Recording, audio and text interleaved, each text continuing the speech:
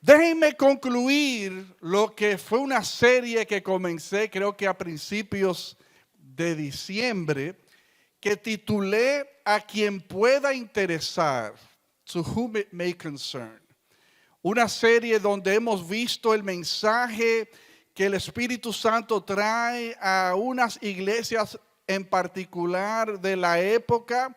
Todo esto se encuentra, ¿no?, en esos primeros capítulos de Apocalipsis, ¿no? Y quiero resumir rápidamente lo que hemos visto y terminar con la última iglesia que nos falta, la iglesia de la Odisea. Vimos estos mensajes que el Espíritu Santo traía a estas iglesias.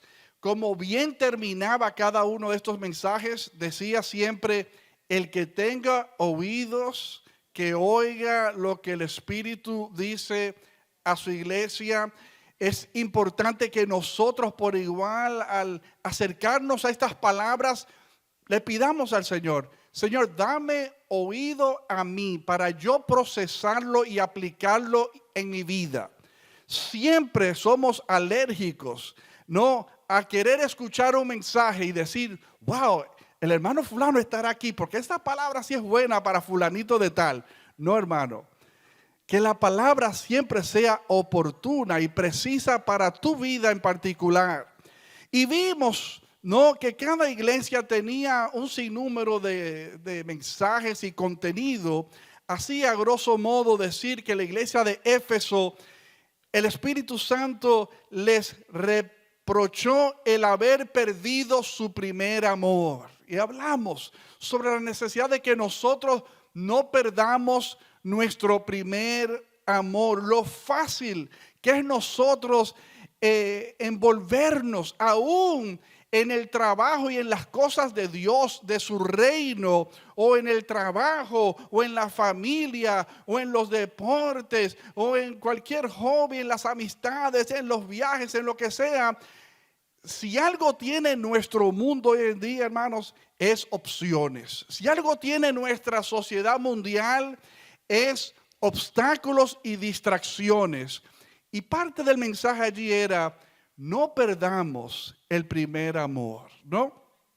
Vimos a la iglesia de Esmirna que le hablaba de que estaban pasando por una situación de tribulación y de escasez. Y yo creo que todos nos identificamos con ese mensaje, ¿no? Porque todos en un momento determinado nos ha tocado pasar por turbulencia, pasar por un momento de incertidumbre, un momento, ¿no?, donde las cosas no están muy claras, donde uno no sabe qué va a pasar al doblar la esquina, donde uno de repente tiene una escasez que nos produce a veces ansiedad, nos produce falta de paz. Pero lo importante del mensaje a esta iglesia era que el Señor conoce que estamos pasando por un momento difícil y que estamos en estrechez, llámese de lo que se llame, pero qué bueno es saber que el Señor, aunque pasemos por tribulaciones, Él siempre está con nosotros. ¿Cuántos dicen amén? Como decíamos, creo, ese día, el Salmo 23, ¿no? Así como Él está con nosotros en los delicados pastos, está con nosotros en los valles de sombra y de muerte. Por eso el salmista decía: aunque ande en valle de sombra y de muerte, no temeré mal alguno, porque tú estarás conmigo, hermanos. Que esa sea nuestra fortaleza en medio de tu tribulación o de tu escasez. A la iglesia de Pérgamo veíamos, ¿no?, que se le hacía un llamado a que hubiese un apego a su palabra, a lo que Dios había dicho. Y hermanos, nosotros no nos llevamos ni nos sostenemos por caprichos, por pareceres, por lo que esté trending, por lo que digan los políticos, por lo que digan la familia, los amigos, el internet. Nosotros somos guiados, hermanos, por lo que Dios ha dicho. Y si Dios lo dijo, yo lo creo y yo me anclo sobre lo que Él ha dicho. La iglesia de Tiatira recibió un mensaje de que no toleraran las falsas enseñanzas. Y hablamos, ¿no?, de que vivimos en una época donde hay un comezón de oído, como dice el apóstol Pablo, donde la gente ya el mensaje neto, puro y sencillo que siempre no ha sido, no, como dice su palabra, que cielo y tierra pasarán, pero su palabra no pasará, que no se le ha de añadir ni una tilde, ni una nota discordante a lo que él ya ha dicho. Sin embargo, vivimos en una generación donde las personas se vuelven creativas, el diablo se vuelve creativo y trae un sinnúmero de enseñanzas falsas con la única finalidad de querer afectar el mensaje puro, ¿no?, y suficiente de la palabra de Dios. Entonces había una advertencia, ¿no?, de que tuviésemos 4 ojos con las falsas enseñanzas que predominan en nuestro medio. La iglesia de Sardis tenía un mensaje donde se le decía que no podemos vivir de meras apariencias, sino de los frutos que sostengan nuestras vidas. Como decía ese mensaje, decía, tienes apariencia de que estás vivo, pero estás muerto. ¿Se recuerdan? Y hablábamos de que a veces nosotros podemos proyectar a los demás una imagen de que it's all well, it's all good, no, don't worry, be happy. Y ponemos la sonrisota de oreja a oreja. Sin embargo, no todo está marchando bien. O sea, nuestras vidas están descompuestas. Entonces, ese fue el mensaje, ¿no?, a esta iglesia de Sardis, que no vivimos de apariencias, sino vivimos de frutos concretos de arrepentimiento. El mensaje a la iglesia de Filadelfia no hablaba de que Dios abría puertas y reconocía que aunque era una iglesia que tenía pocas fuerzas, Dios abría puertas que ningún hombre iba a poder cerrar y que cerraba puertas que ningún hombre iba a poder abrir. ¿Se recuerda? Entonces, palabra oportuna para nosotros, hermanos, que a veces nos sentimos como faltos de fuerza, de energía, de ánimo. Aunque tengamos pocas fuerzas, aunque nos sintamos chiquitos, pequeños, ante determinadas encrucijadas o retos, saber que si el Señor fue el que abrió la puerta, hermanos, nada ni nadie se nos podrá oponer, hermanos. Entonces, hoy llegamos a Apocalipsis capítulo 3. Vayan conmigo a Apocalipsis capítulo 3. Voy a leer a partir del verso 14 este último mensaje, que es a una iglesia que estaba en una comunidad llamada Laodicea. ¿Están conmigo?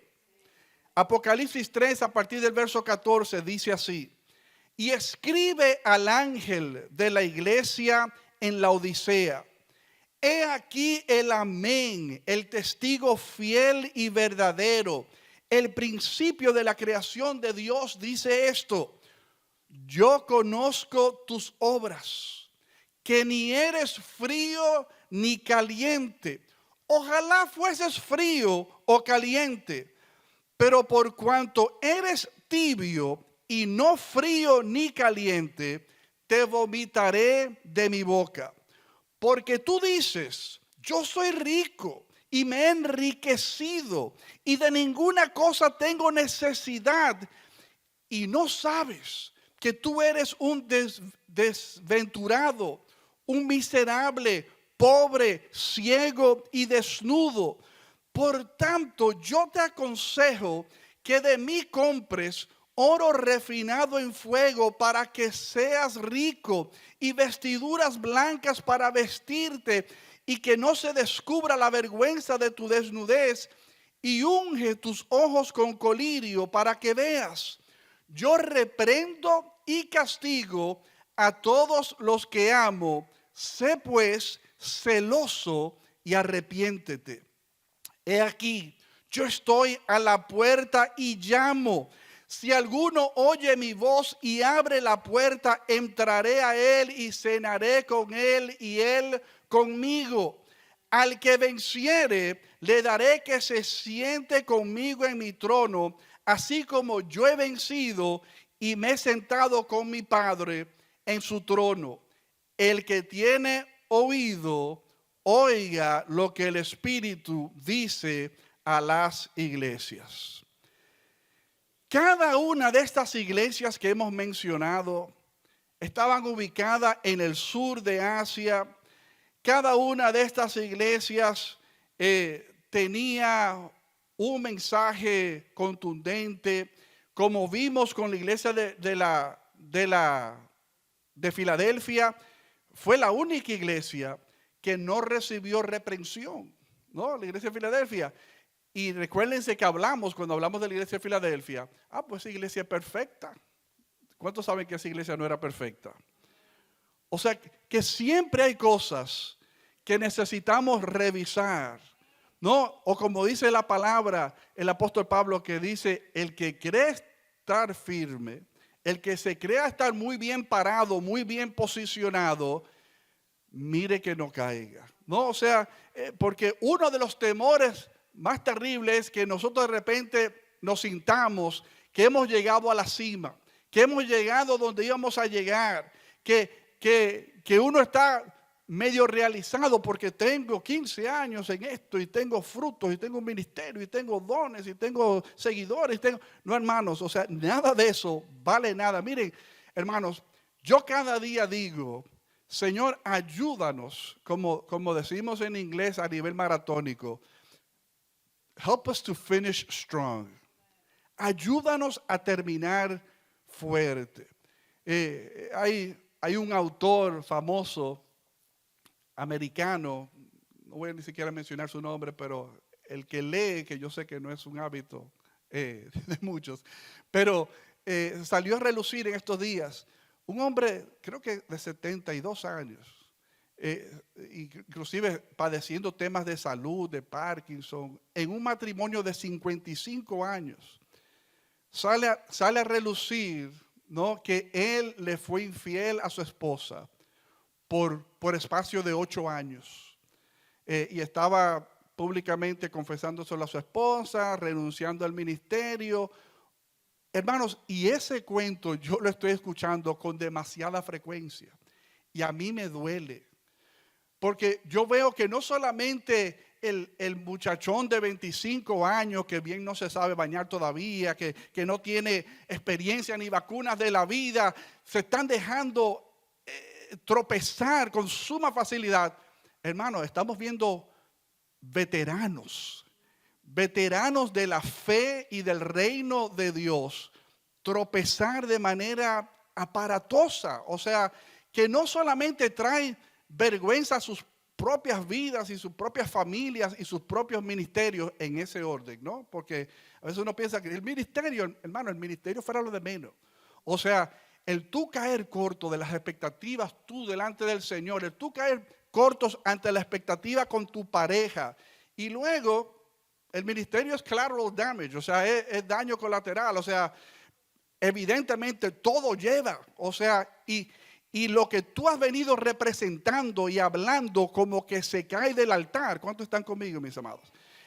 Y qué penoso que mucha gente entonces toman estos nombres para referencia de decir, o sea, quién sabe en lo que está fulano o fulano, o sea, y están mirando a la gente con lupa, ¿no?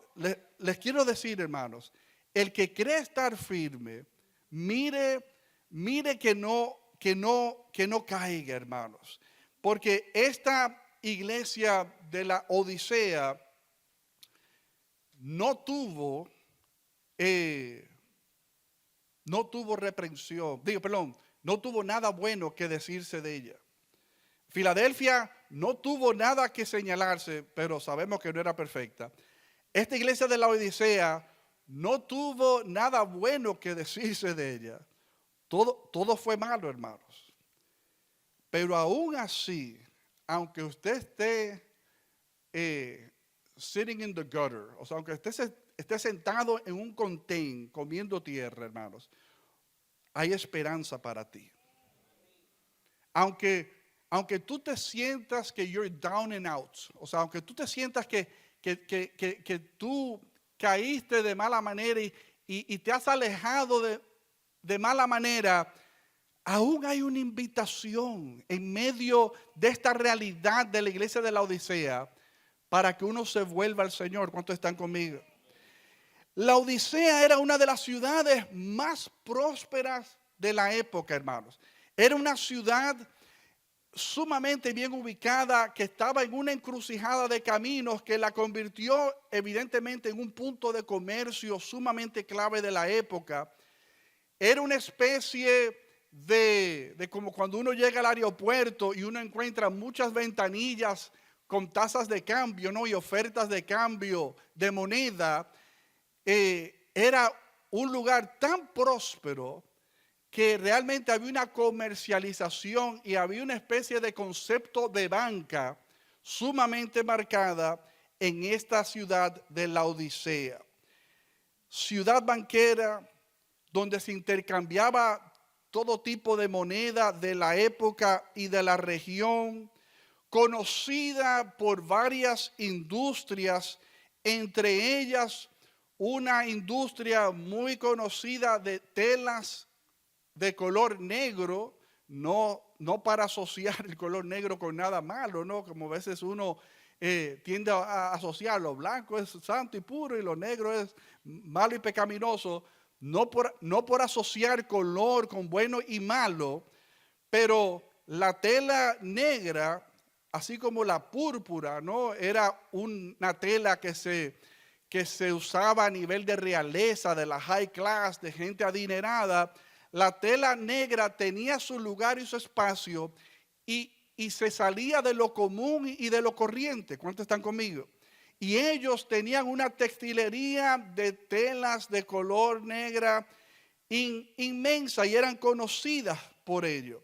Pero igual tenían unos adelantos farmacéuticos súper avanzados para su época, donde usaban la granulación de unas piedras del colirio, ¿no? Para hacer unos ungüentos y unas pomadas para los ojos, para temas de ceguera, que muchos especulan que si era de catarata, lo que sea, pero el asunto es que para la época, para lo que pueda valer, quizás hoy sea todo un disparate untarse eso, pero para la época se daba fe y constancia de que traían mejoría a la vista y eran conocidos por la producción de este tipo de producto para tratar temas de la visión. Una ciudad tan rica, mis amados, digan rica, que ante un terremoto que devastó aquella región en el año 60 después de Cristo, se dieron el lujo de desestimar la ayuda que el Imperio Romano le quiso extender para ayudar en su reconstrucción. Ellos tenían en su haber, ¿no?, el poder adquisitivo de comprar materiales, de meter mano de obra, de poner los materiales necesarios para levantarse de nuevo como sociedad. Un pueblo sumamente rico, evidentemente esto lleva a que sea un pueblo algo orgulloso y evidentemente eso lleva a que sea un pueblo con un sentimiento de autosuficiencia. Digan conmigo autosuficiencia. Algo que no tenían ellos como sociedad donde estaban ubicados eran pozos para agua, sea potable o para uso común y corriente. O sea, no tenían ríos cercanos, no tenían pozos cercanos. Y ellos, dentro de avances de ingeniería de su época, y no sé si ustedes han visto eso en televisión, era muy común, cuando habían comunidades lejos de fuentes de agua, hacían unas especies de alcantarillados, ¿no?, unos canales de donde sacaban el agua y ponían a correr por una especie, digamos, de, no tuberías como las que tenemos hoy en día, ¿no?, que la ponen debajo de la tierra y por allí fluye el agua de donde sea, pero para lo que valga, en la época hicieron unas vías de agua donde traían agua de lejos. Se dice, porque todo esto es interesante leerlo a la luz de la realidad del contexto de la ciudad. Se dice, ¿no?, que ellos compraban agua caliente que venían de unas aguas termales cercanas y bajaba esas aguas termales y compraban igual aguas frescas que provenían de unos manantiales. Tenían dos corrientes de aguas que nutrían aguas a la comunidad. Y evidentemente, no, el agua que llegaba a la Odisea tendía a volverse tibia. Y a veces, evidentemente, nadie le gusta tomar agua tibia, espero yo, ¿no? Tenían que dejar no solamente que esas aguas se enfriaran o tomaran una temperatura de ambiente, sino que también porque estaba cargada de minerales y demás, porque era un agua no procesada, o sea, tenían que dejar que se asentara y que perdiera un poco la pesadez, ¿no?, de su contenido químico. Todo eso, hermanos, todos estos datos de la Odisea, sumamente interesantes a la luz de lo que el Espíritu Santo le comunica a ellos en este momento determinado. Déjenme enfatizar de nuevo, una iglesia rica en papel, pero pobres en espíritu. Y yo me pregunto si a veces nosotros pudiésemos caer en semejante disturbio mental y de corazón, de sentirnos lo suficientemente ricos, provistos, con recursos, con bolsillos un poco más hondos, con un ahorrito debajo del colchón o la almohada, con una propiedad, con unos cuantos bloques de cemento y ya levantamos la casita ya en nuestro país de origen y ahí vamos. Nos sentimos como, I'm on my way, yo estoy de camino, o sea, estoy echando para adelante, estoy sacando la cabeza, estoy creciendo, o sea, yo he podido crecer y tirar para adelante. Uno de los peores errores, hermanos, es de repente nosotros autoaplaudirnos y pensar que lo que yo tengo, lo tengo meramente por mi propio esfuerzo y mi propia diligencia. ¿Cuántos están conmigo? Una iglesia que era rica, ¿no?, con sus muchos recursos, hicieron planes, programas, pero no supieron tomar en cuenta a Dios y lo dejaron fuera de sus vidas. ¿Saben que ese es uno de los peligros más grandes? Por eso dice la palabra de Dios, más fácil metemos un camello por el ojo de una aguja que un rico meterlo al reino de los cielos. Porque las riquezas es una terrible tentación. La comodidad, la seguridad que ofrecen las riquezas es un terrible aditivo a la mente y al corazón para nosotros pensar, yo estoy bien, yo no necesito de nada ni de nadie, o sea, yo he construido lo que yo tengo. ¿No es eso lo que reprende el Señor cuando hace la historia de aquel hombre rico que dice que tenía una producción en sus campos inmensa? Tanto era la producción de sus campos que los graneros donde metía los frutos recogidos de su siembra no daban abasto. ¿Y qué hizo él? Dije, voy a expandir mi negocio, voy a destruir los 3 almacenes que tengo y voy a construir 7 almacenes. Entonces, toda la producción que estoy cosechando del campo, lo voy a poder almacenar. Y como dice al final de la historia, que se hablaba a sí mismo, a su alma, y le decía, alma mía, muchos bienes tienes para mucho tiempo. Come, bebe, regocíjate, ten paz. O sea, para entonces solamente leer la nota que el Señor mete, donde dice estúpido, que es la palabra que se usa allí. Necio está ligado al concepto de tonto, estúpido. O sea, estúpido. O sea, no sabes que esta noche vienen a pedir tu alma. ¿Qué está diciendo? Que vas a morir porque tú estás haciendo planes pensando en el aquí y en el ahora y en el sentirte seguro en la vida, que no es cosa mala, dicho sea de paso. No, producir y ganar riquezas no es malo. Como siempre decimos, la riqueza no es el problema. El amor a las riquezas es donde radica el problema. ¿Cuántos están conmigo? Eso no lo dice el pastor, lo dice la palabra de Dios. El amor al dinero es el principio de un sinnúmero de males, hermanos. El amor al dinero, pero no las riquezas. Porque pudiéramos decir en la palabra de Dios, una gran cantidad de los hombres y las mujeres de tapa a tapa en la palabra de Dios eran gente próspera. Próspera a nivel de tierra, animales, inventario de gente que le servían, ¿no? De siervos, o sea, gente próspera. La pregunta está, ¿tú sirves a las riquezas o las riquezas te sirven a ti? Porque cuando nosotros vivimos para las riquezas, hermanos, ahí es donde estamos fallando, y es donde muy posiblemente nosotros le digamos al Señor, Señor, espéranos allá afuera en el pasillo, si te necesito, como dice el americano, don't call me, I'll call you. O sea, yo te llamo, no, hermanos. O sea, necesitamos que el Señor esté siempre participando de todos nuestros planes y de todos nuestros proyectos. ¿Cuántos dicen amén?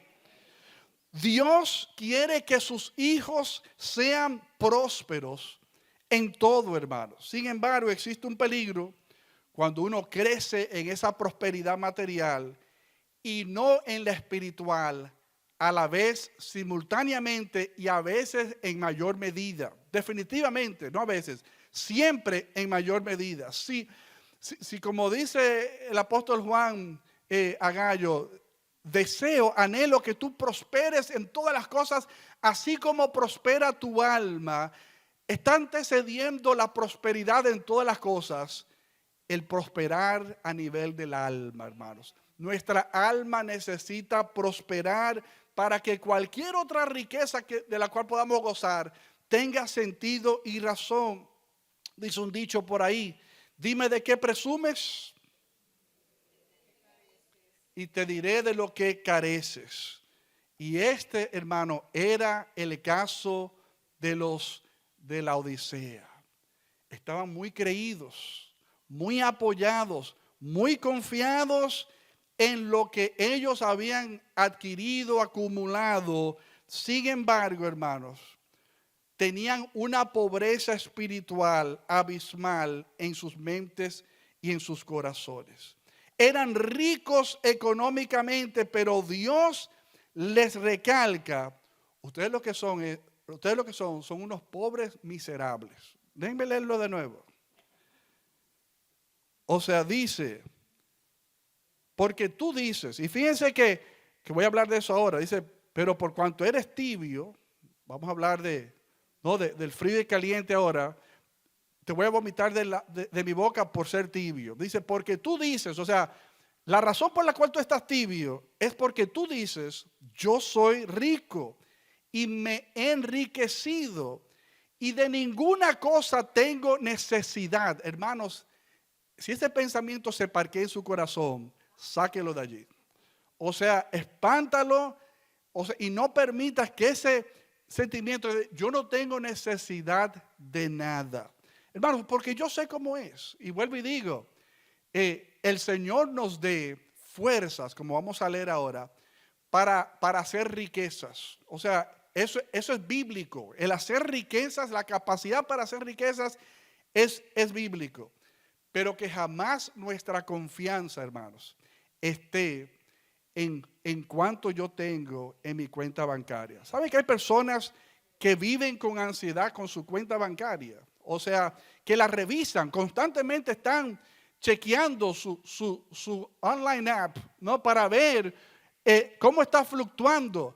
Y sobre todo cuando acaban de pagar algunos compromisos, o sea, y ve que le bajó de golpe $2,000 o $3,000, Dios mío, el vacío que sienten. Porque cierto monto es lo que me da seguridad. Y cuando baja la aguja de allí, o sea, me produce un sinsabor terrible. Hermanos, que tu paz y tu confianza no radique en cuánto tú tienes depositado en tu cuenta de ahorro. Que tu paz y tu tranquilidad no dependa de lo que tú estés cobrando en un momento determinado. Porque tú dices, no tengo necesidad de cosa alguna.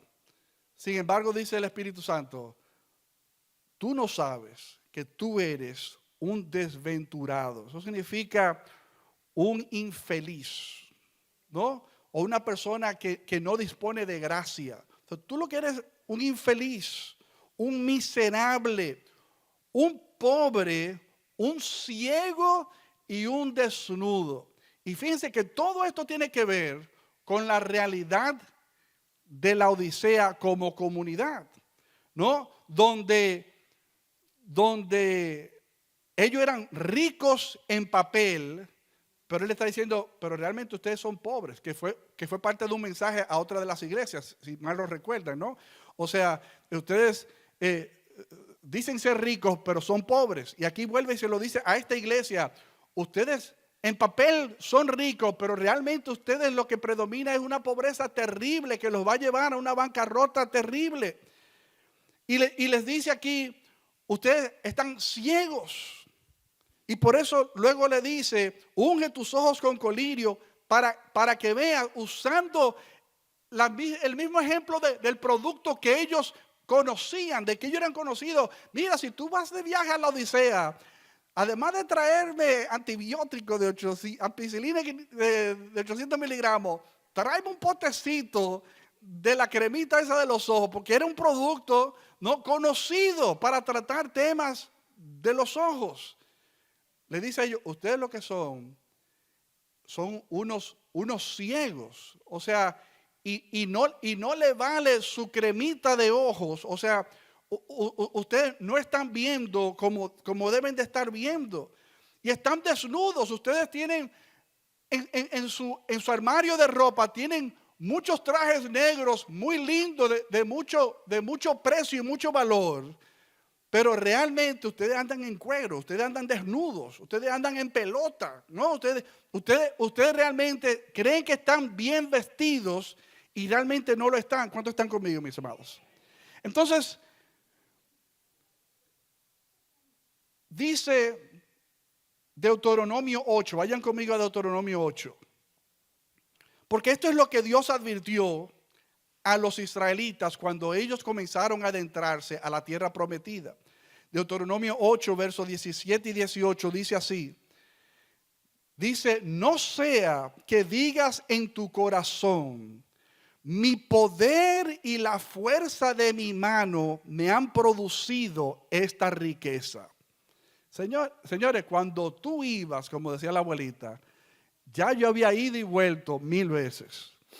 Y aquí está Dios anticipando los pensamientos que iban a predominar en el pueblo, que a medida que ellos fueran avanzando y echándole mano a las promesas y a las riquezas, ¿no? Y prosperando en su camino, Dios pudo ver que era muy posible que a ellos se les ocurriese decir, mi poder y la fuerza de mi mano me han producido esta riqueza. Mas acuérdate del Señor tu Dios, porque Él es el que te da poder para hacer riquezas, a fin de confirmar su pacto, el cual juró a tus padres, como en este día. Hermanos, recordemos siempre que nuestras riquezas no es solo producto de tu esfuerzo, de tu diligencia, que es necesario, porque lo contrario sería sentarnos con los brazos cruzados y el Señor me va a proveer. Y estoy buscando empleo y el Señor me va y no llamo a nadie, no voy a ninguna cita, no someto ningún currículo, no hablo. O sea, y pienso como que me van a venir a tocarme las puertas. No, hermanos. O sea, hay que moverse y hay que hacer las diligencias, pero sépase que independientemente de las diligencias que tú haces, quien abre la puerta es el Señor al final del día. Es como nosotros con la búsqueda de este templo que estamos buscando. O sea, lo nuestro es tocar los manubrios. O sea, pero no es esperar que a door flaps open. Oh, mira, allí se abrió esa puerta de par en par. Vayamos hacia allá. No. O sea, hay que ir a todas las puertas que nos digan, ¿no? Y tocar el manubrio y moverlo a ver qué tal, indagar. Y en esa diligencia evidentemente el Señor nos va a bendecir y nos va a prosperar y nos va a llevar a donde nos quiere llevar. Pero necesitamos, hermanos, recordar siempre que no es mi poder ni mi fuerza la que me da lo que yo tengo, sino que es el Señor. La prosperidad, como ya decía, material, debe de ir de la mano con la prosperidad espiritual. Se nos van los humos, hermanos, a la cabeza, como a esta iglesia de la Odisea, que se creía rica, pero realmente eran pobres. No estaban ellos con el Señor. Lo dejaron fuera. Y fíjense que lo dejaron fuera, que Él tuvo que tocar desde afuera. ¿Están conmigo, mis amados? O sea, que ya no estaba ya no estaba bajo el techo de ellos. ¿Están conmigo, mis amados? Y aquí yo estoy a la puerta. El Señor nos deja saber. Y por eso yo digo, no importa cuán lejos uno pueda estar en su diario caminar del Señor. Y esto es una buena coyuntura a principio de año para nosotros alinearnos con el Señor. No importa cuán frío o cuán tibio tú te encuentres, el Señor te deja saber, yo estoy a la puerta y estoy tocando. Si alguno oye, lo clave es, hermanos, que tú puedas escuchar el llamado de Dios. Que tú puedas saber que el Señor está tratando to call my attention, de captar mi atención, de dejarme saber, Modesto, estoy aquí afuera. Y si tú oyes mi voz y abres la puerta, porque eso es lo otro, que pensamos que el Señor va a entrar a la mala. O sea, a la mala, así como una especie de redada. No, hermanos, o sea, el Señor no se impone a la mala. El Señor quiere que nosotros seamos invitados. Es verdad, a veces el Señor se autoinvita, como el caso de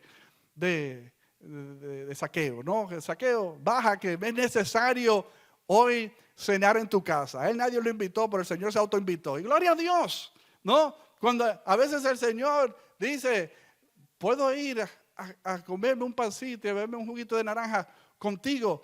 ¿Qué bien haríamos nosotros decir? Sería un honor, Señor. Sería un privilegio que tú pisaras mi casa, que tú te sentaras a la mesa conmigo. O sea, excúsame, Señor, que no me nació a mí, que no salió de mí el invitarte a que partas el pan conmigo en la mesa. Pero es como siempre decimos,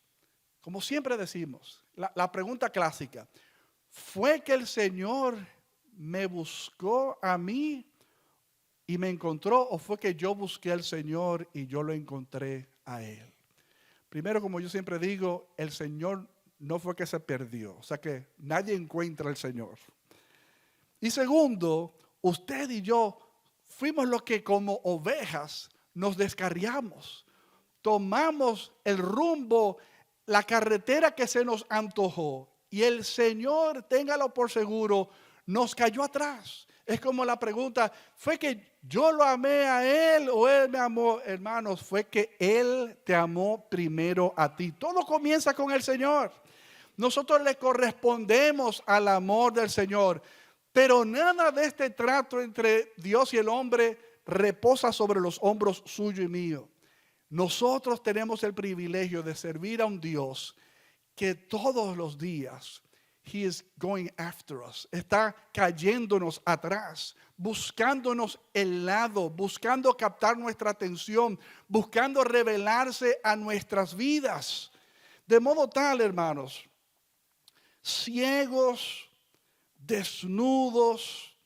Pedro describe la ceguera como la carencia de virtudes espirituales. Si van conmigo a 2 de Pedro, capítulo 1, 2 de Pedro, capítulo 1, cuando estén ahí digan amén.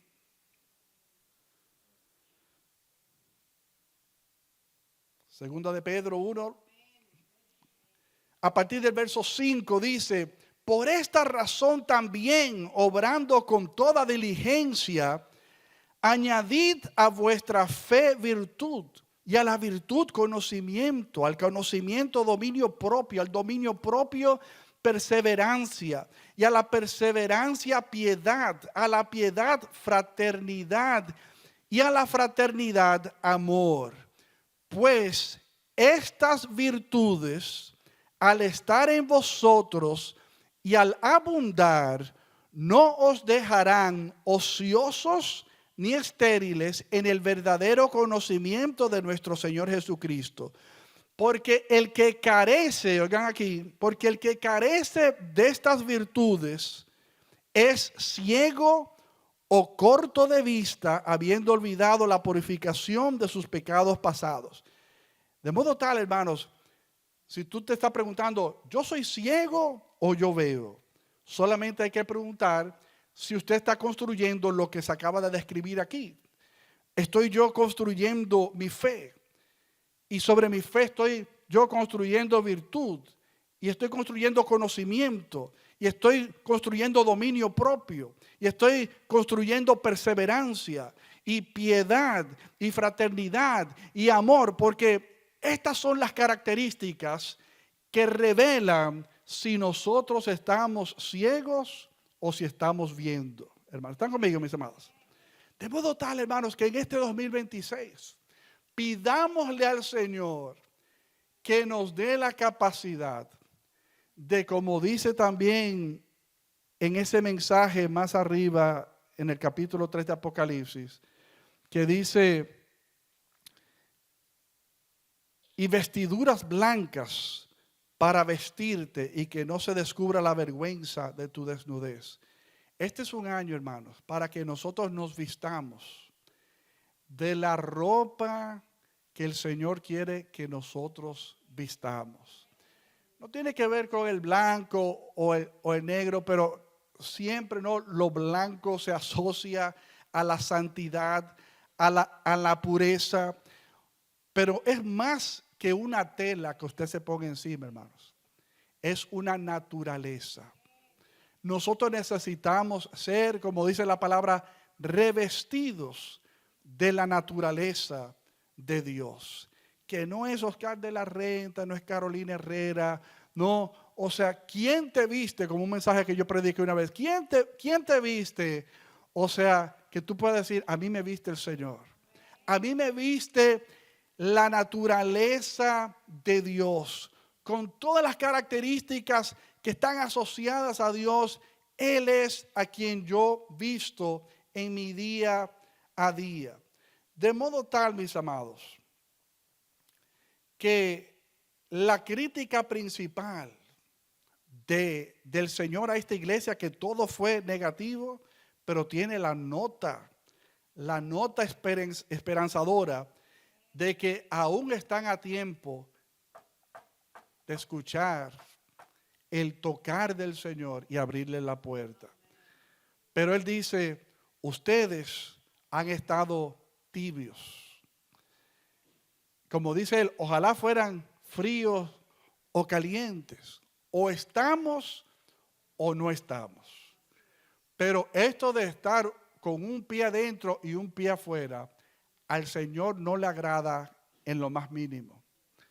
Esto de un día tú identificarte con las cosas del reino de Dios y otro día tú identificarte con las cosas del mundo, hermanos, eso no procede. Es lo que Santiago dice en su carta, que dice el mundo, ¿no?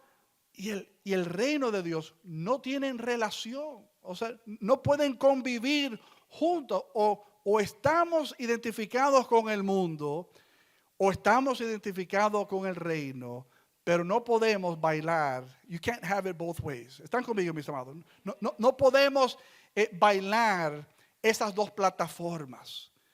Que este 2026, mis amados, nos encuentra a nosotros definiéndonos cada vez más la temperatura de nuestra naturaleza.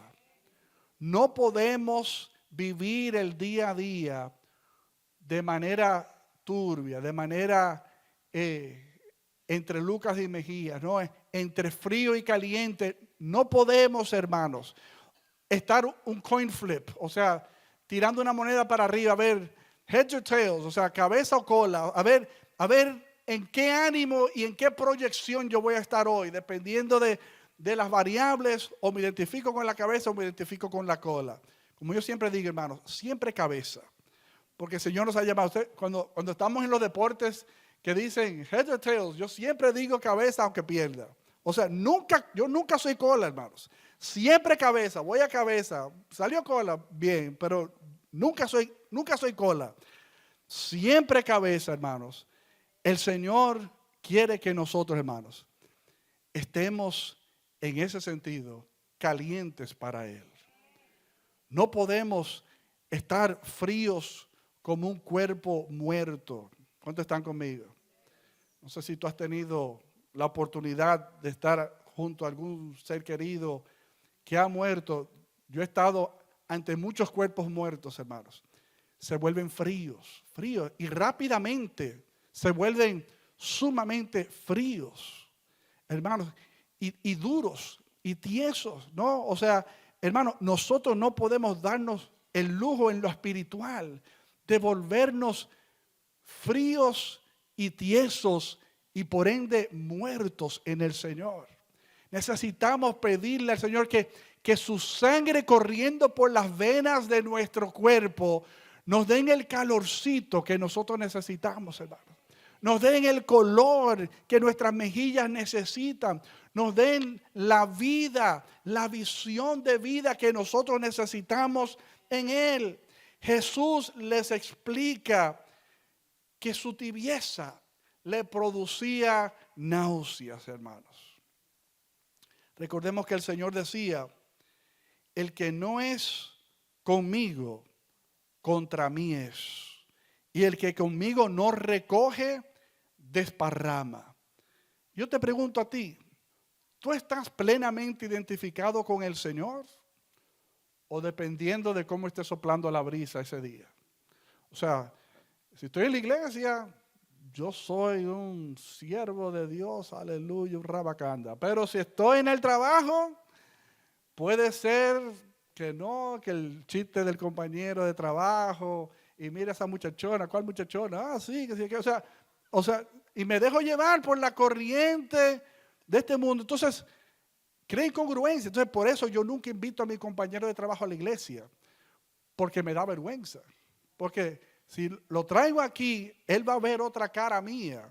O quizás voy a estar recogido, lo traje, pero aquí yo estoy con el rabo entre las piernas, porque él va a decir, oh, pero él es tan espiritual. Él me trae aquí como cualquier otro religioso me está llevando a una misa, un servicio, una iglesia.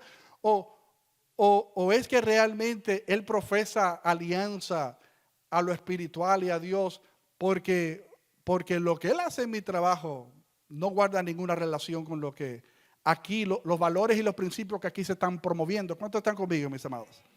Hermanos, estas son palabras a veces difíciles de escuchar, pero este año va a ser un año donde el alarle las orejas a las personas no nos va a pesar, porque no es eso lo que dice el Señor a esta misma iglesia. Vamos a ver qué dice. Dice, yo reprendo, versículo 19, Apocalipsis 3:19, yo reprendo y castigo a todos los que amo. Sé pues celoso y arrepiéntete. Hermanos, nosotros necesitamos la valentía para reprender y llamar al arrepentimiento, como la humildad y la apertura de ser llamado por otros al arrepentimiento, no por igual. ¿Cuántos están conmigo? Necesitamos, hermanos, el arrepentimiento y la humildad para nosotros recibir la corrección. Recuérdense uno de mis citas favoritas. El que te ama no es el que te dice lo que tú quieres oír, sino el que te dice lo que tú necesitas escuchar.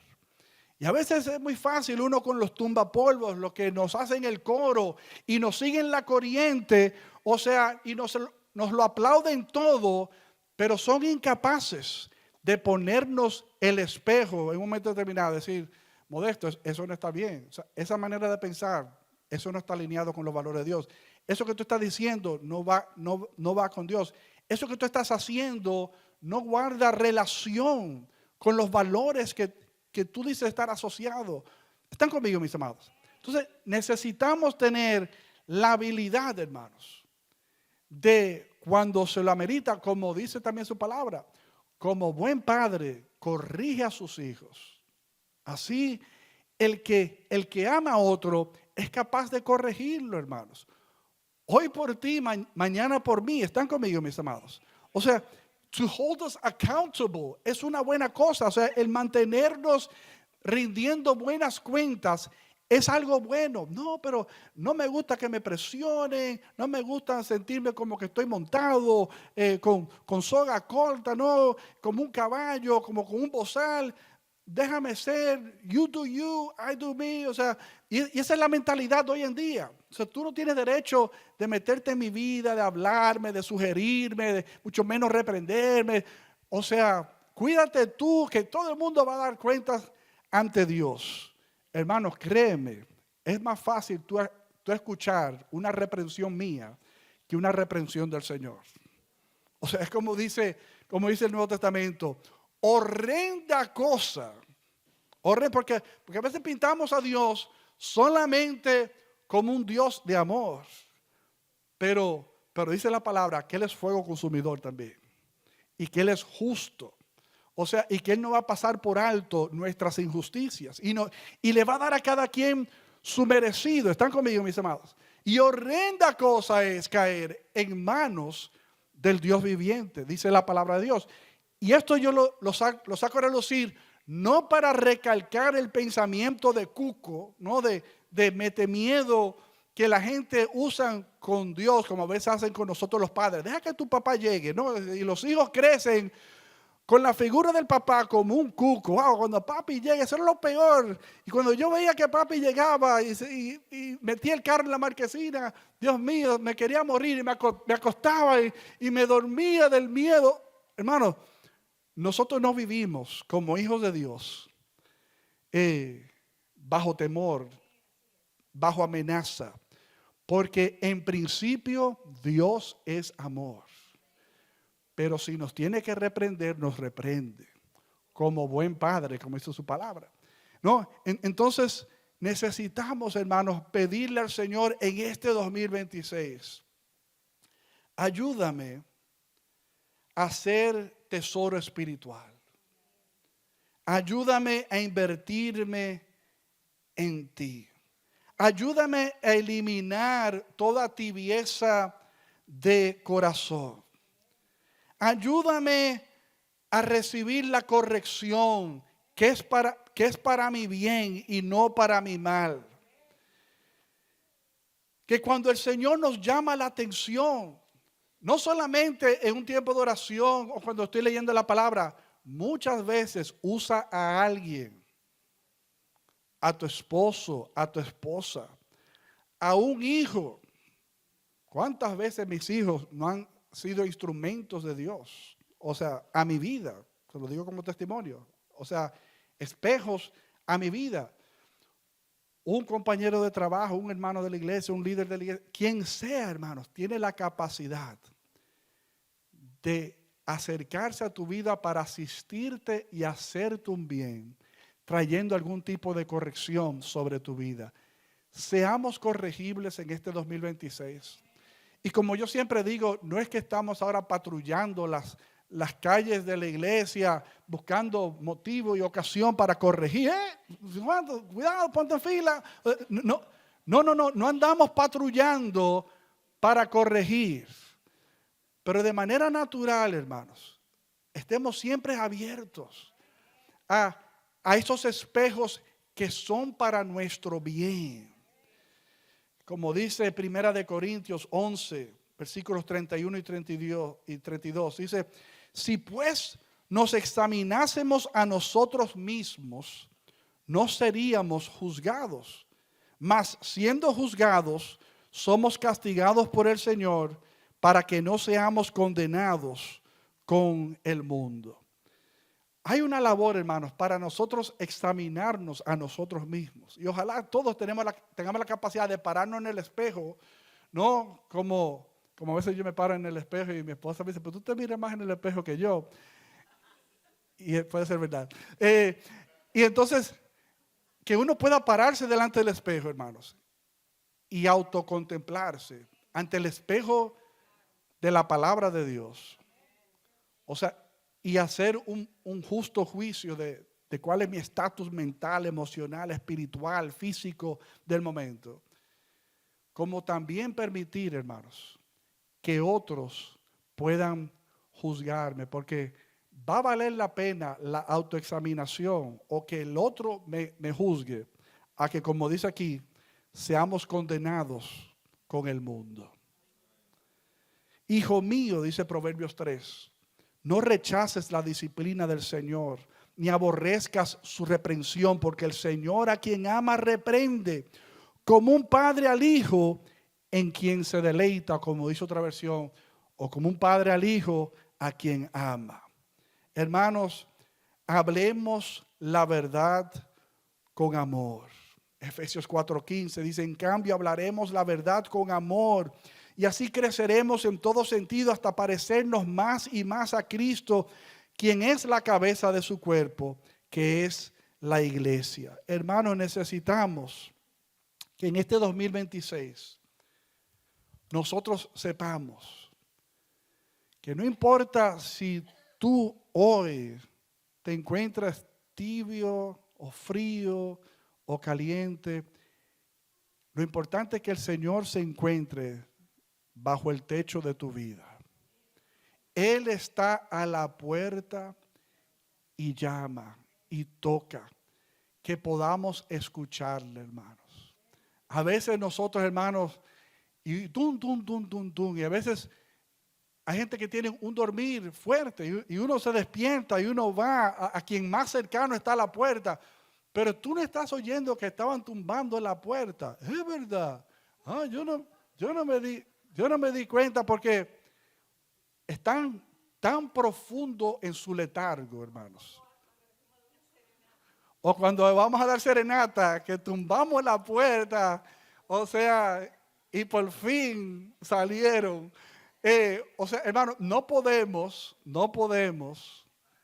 nosotros tomarnos el lujo de no escuchar al Señor tocando y expresándonos su deseo de entrar y estar con nosotros. Estemos de pie, hermanos.